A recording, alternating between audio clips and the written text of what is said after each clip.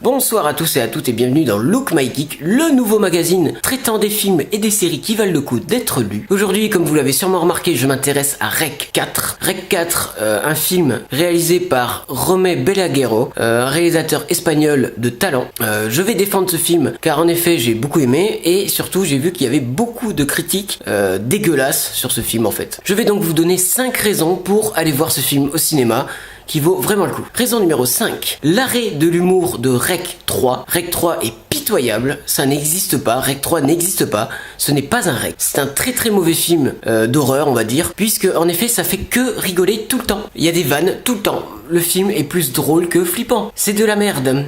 Les réalisateurs ont fait vraiment n'importe quoi et ont massacré leur licence en un seul film. C'est assez fabuleux. Raison 4. Rec 4 renoue avec les origines de Rec, à savoir la caméra embarquée. Dans cet opus, c'est non pas la caméra embarquée, mais des caméras de surveillance dans le bateau qui fait office de décor à ce 4e opus.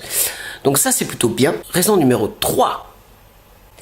Les références aux autres films et le lien entre eux. Le 3 est pas mal cité pour au niveau du mariage et de la grand-mère dans le 4, qui raconte des trucs sur le mariage, tout ça. Donc ça c'est plutôt bien.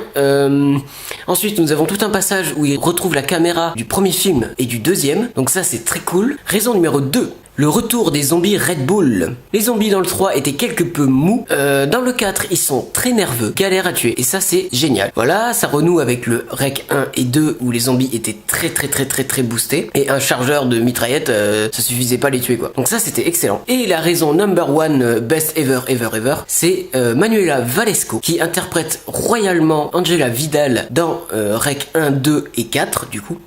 La journaliste du début qui rentre dans l'immeuble pour faire une intervention avec les pompiers. Donc ça c'est excellent, elle est très bonne actrice.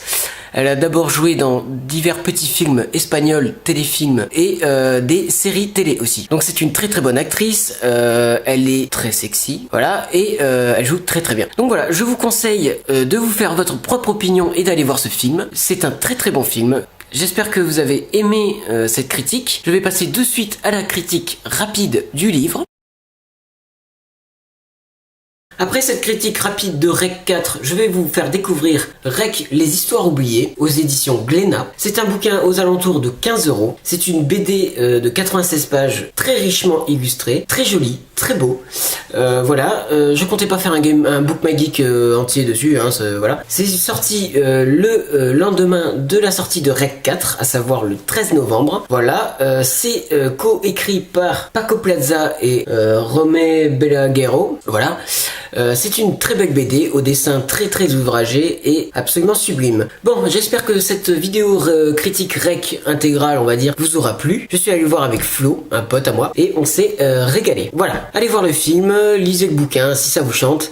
De toute façon, les deux sont excellents. Je vous aime, je vous kiffe, et à très bientôt pour un nouveau Look My Geek. Donc vous l'avez compris, c'est un nouveau magazine qui va traiter des séries et des films qui valent le coup d'être vus.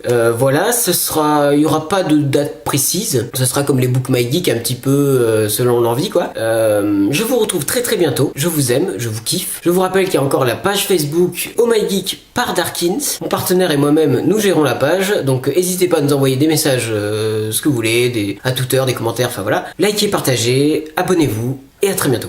Allez, salut.